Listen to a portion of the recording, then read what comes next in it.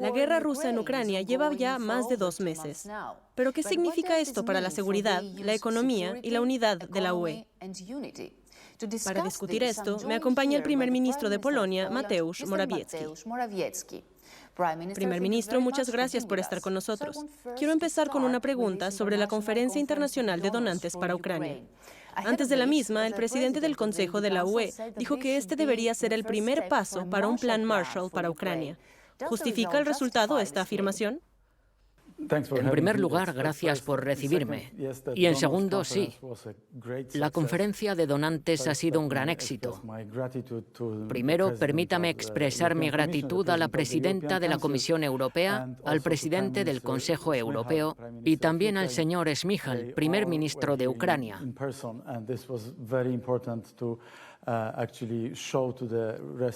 Todos ellos estuvieron aquí en persona, y esto era muy importante para mostrar al resto del mundo la importancia de esta conferencia. Hemos logrado más de lo que esperábamos, más de 6.000 millones de dólares. Pero incluso esta cantidad de dinero no es suficiente, por así decirlo, para las enormes necesidades que hay en Ucrania, dada la atroz guerra que hay en curso y sigue estando en curso. Así que por eso nuestra actividad y nuestra eficacia en ese sentido son tan importantes. La guerra rusa en Ucrania ha durado ya más de 2 meses. ¿Cuál es nuestra posición al respecto? ¿Debemos mantener alguna esperanza? Bueno, creo que la guerra va a terminar más pronto que tarde. Pero todo depende del valor y la determinación de la nación ucraniana. Así que todos deberíamos estar agradecidos por su enorme valentía y coraje en particular, y por todo lo que están haciendo para defender su soberanía, su libertad. Y por eso existe esta especial interconexión entre nosotros, los polacos, y la nación ucraniana, donde sabemos que están defendiendo en las barricadas no solo su libertad, sino también la seguridad y la paz de toda Europa. ¿Pero ve usted algún esfuerzo serio para una resolución de paz en un futuro próximo? Bueno, no estoy seguro de que esto sea posible debido al enfoque brutal que los rusos han adoptado en Ucrania. Creo que buscarán cualquier tipo de éxito desde su punto de vista, desde el punto de vista ruso, tanto como sea posible. Hay algunas iniciativas tomadas por el presidente francés, por ejemplo, que sigue manteniendo los canales abiertos. Sí, en el pasado, por varios líderes. Y creo que todo el mundo se ha dado cuenta de que Putin utiliza esto como un instrumento de propaganda más que como un paso real hacia las negociaciones o hacia la elaboración de una solución para la paz. Los ucranianos han insistido en que lo que necesitan ahora son armas. ¿Qué deberían esperar de usted? Bueno, les hemos dado muchas armas. Hemos sido ampliamente generosos respecto a los diferentes tipos de armas que hemos entregado a Ucrania, desde tanques hasta diferentes misiles antiaéreos. En total se trata de una ayuda de entre 1.600 y 1.700 millones de dólares. ¿Y qué deberían esperar a partir de ahora? Estamos en contacto diario con ellos para saber cómo apoyarles en el campo de batalla, cómo suministrarles armas defensivas. Y ellos nos dan casi todos los días una lista de lo que necesitan. Y claro, intentamos hacerlo por nuestra cuenta, pero también intentamos orquestar los esfuerzos de muchos países diferentes. De hecho, hay un país que en términos de los esfuerzos generales ha dado aún más, que es los Estados Unidos. Así que hay un contacto constante entre los funcionarios de Estados Unidos y nosotros sobre esto. También se teme que Rusia pueda atacar también a Moldavia. ¿Qué significaría para el resto de Europa una extensión de la guerra fuera de Ucrania?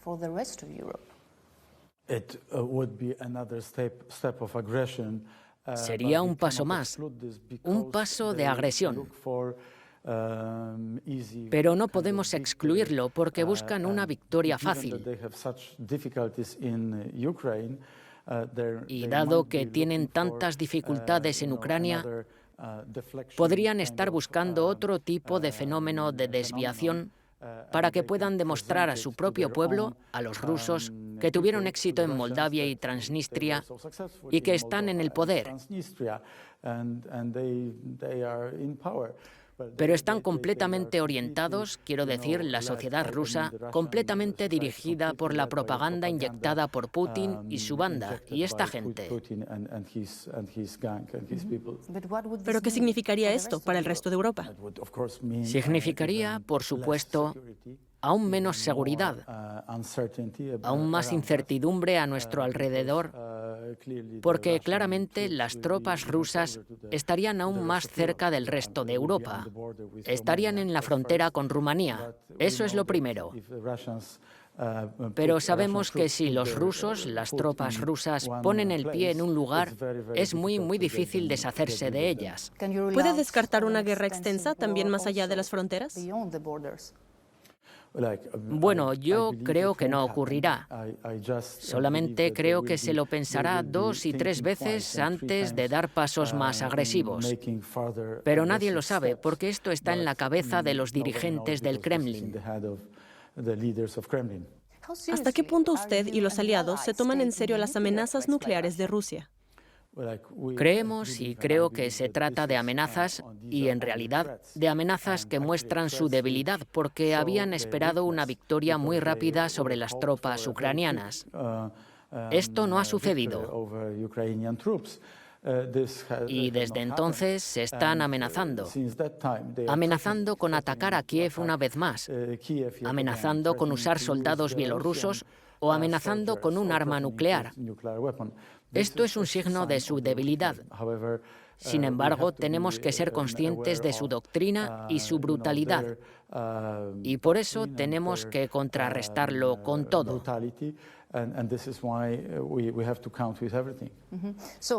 Así que en el otro lado de la UE hay un sexto paquete de sanciones sobre la mesa, pero ya 4 países, entre ellos Hungría y Eslovaquia, se han resistido a él.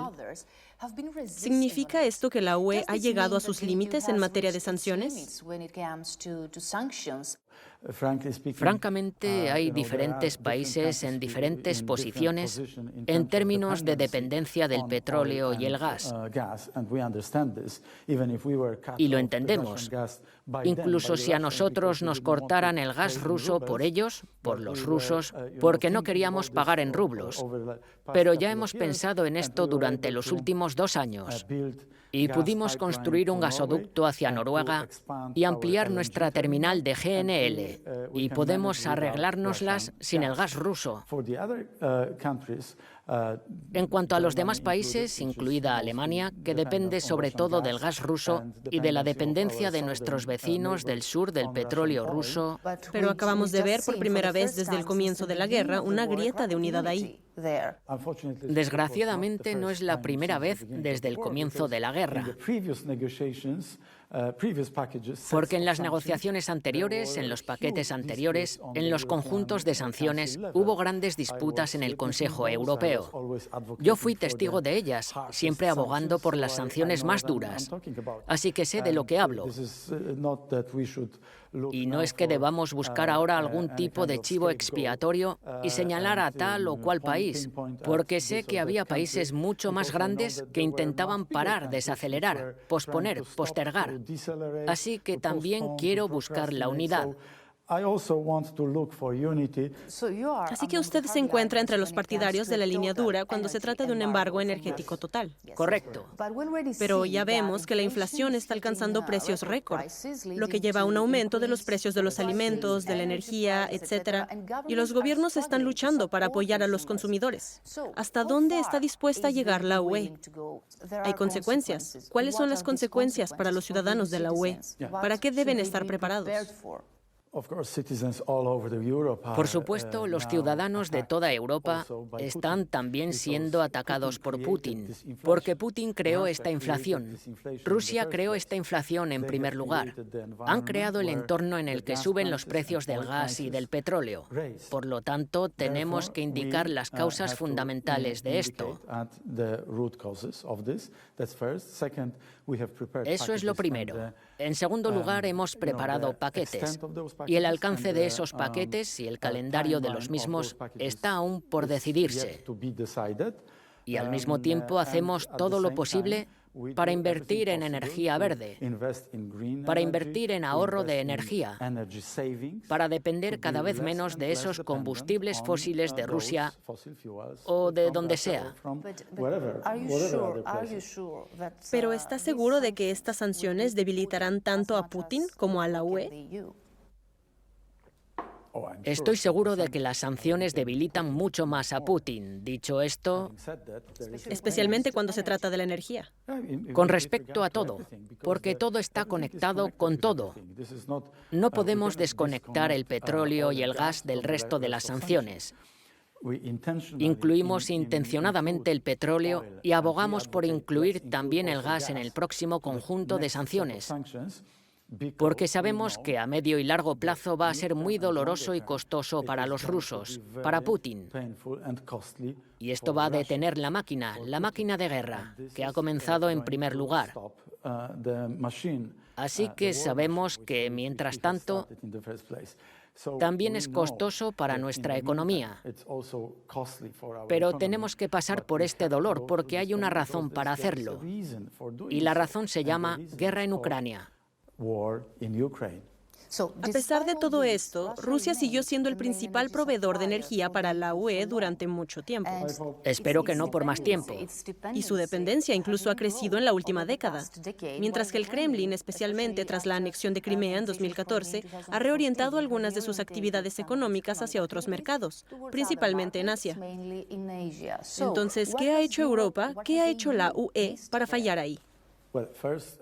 Pues al principio, mirando hacia atrás, advertíamos a la Unión Europea y a nuestros socios en Occidente, en particular a los alemanes, a los neerlandeses, les advertíamos y decíamos que los rusos siempre utilizarán el gas y el petróleo como arma. Y teníamos razón. Así que más vale prevenir que curar. Y quien está prevenido, está prevenido. Y hemos hecho todo lo posible con nuestros vecinos para construir interconexiones, para construir un nuevo sistema de gasoductos, para construir nuevas terminales de GNL y para preparar incluso la próxima terminal para hacer frente a todos esos retos que entonces hubiéramos esperado que pudieran llegar y que pudieran ocurrir. Y están ocurriendo ahora mismo, y por eso estamos mucho mejor preparados que el resto de la Unión Europea. Dicho esto, nuestros vecinos, nuestros socios del oeste de Europa, también sienten y entienden lo importante que es ahora deshacerse del combustible fósil ruso. Entonces, ¿de quién es la culpa de esta dependencia? Bueno, no quiero señalar, no quiero apuntar a un Estado miembro en particular, pero había países que eran muy dependientes y querían serlo aún más del gas ruso. Y todo el mundo sabe quiénes son.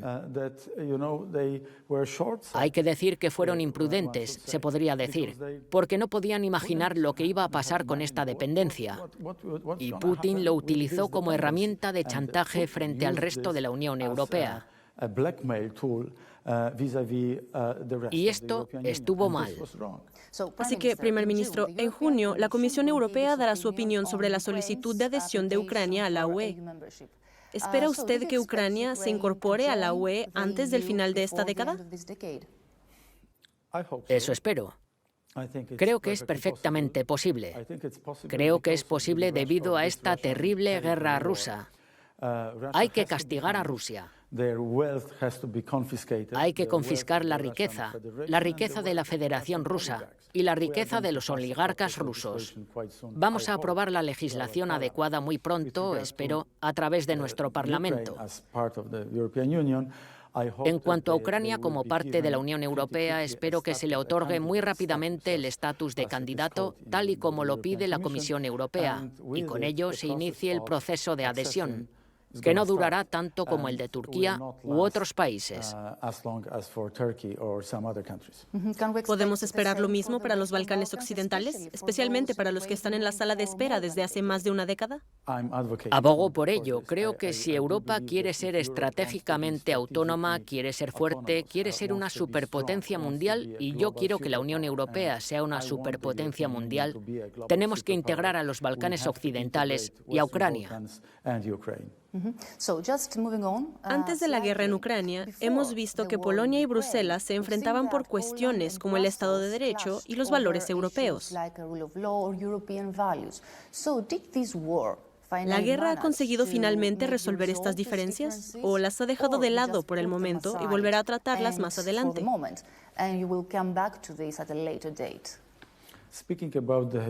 Hablando de los valores europeos, creo que ahora todo el mundo en Europa, que tiene los ojos abiertos, sabe que Polonia defiende los valores europeos más importantes, nuestros valores universales, el derecho a vivir, la libertad, la solidaridad, la justicia, la soberanía. Estos son los valores más importantes sin los que no podemos vivir. Y Polonia defiende esos valores. En lo que respecta al Estado de Derecho, lo defendemos porque el sistema, aquí el sistema poscomunista, se creó así. Así que esto significa que... Sí, hubo enormes déficits de Estado de Derecho. Entiendo que hay un gran malentendido y usted ha querido presentar la perspectiva de Bruselas, lo cual es perfectamente razonable desde su punto de vista. Pero le digo que nosotros defendíamos con nuestras acciones, estamos defendiendo el Estado de Derecho. Y puedo darle decenas de ejemplos de cómo el Estado de Derecho fue realmente roto, violado por nuestros predecesores en las 2 primeras décadas de la Polonia libre. ¿Pero se ha acabado este conflicto entre Polonia y Bruselas? Pregunte a nuestros amigos de la Comisión Europea. No puedo decírselo porque no fuimos nosotros quienes empezamos esta desafortunada disputa. Hemos visto que ustedes han acogido a millones de refugiados ucranianos desde el comienzo de la guerra. Eso también es un valor europeo, ¿no? Lo es, por supuesto. Pero no solo hay refugiados ucranianos, hay otros refugiados. Entonces, ¿es algo que vamos a ver también en el futuro? ¿Es un cambio importante en su enfoque de la política migratoria que está aquí para quedarse también después de la guerra? No, los refugiados son refugiados. La migración, los migrantes, los trabajadores migrantes son migrantes. Son 2 fenómenos diferentes. Eso es lo primero. Segundo, todo país tiene derecho a defender sus fronteras. Por lo tanto, cuando Lukashenko utilizó su operación especial junto con Putin hace 9 meses y sedujo, atrajo a la gente solo con el propósito de destruir la frontera oriental de Polonia, frontera oriental de la OTAN, dijimos que no. Y esto no es porque estemos en contra de la gente. Es porque no queremos que la gente sea instrumentalizada por Lukashenko y Putin. Así que somos muy coherentes en nuestro enfoque. Así que mi última pregunta es, ¿estará Europa dispuesta a restablecer alguna vez las relaciones diplomáticas o de otro tipo con Rusia? No lo sé. No con esta Rusia, eso espero. Espero que no con esta Rusia, porque esta Rusia es totalitaria, es nacionalista, es imperial. Y esta Rusia quiere establecer el imperio ruso y el Estado ruso post-Unión Soviética. Y no podemos ver la situación como un retorno a la normalidad, como un camino de vuelta a los negocios como de costumbre. No. Mujeres y niños están muriendo. Cometen genocidios en Ucrania y crímenes de guerra en Ucrania. Y no con este régimen. Así que esto significa no tener relaciones con la Rusia de Putin.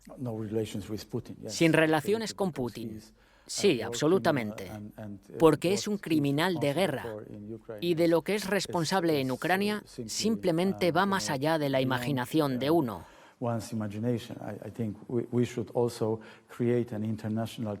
Creo que también deberíamos crear un tribunal internacional para rastrear los crímenes y hacer justicia de nuevo cuando la guerra haya terminado. Okay, Prime Minister, thank you very much for being with us. Thank you so much for having me.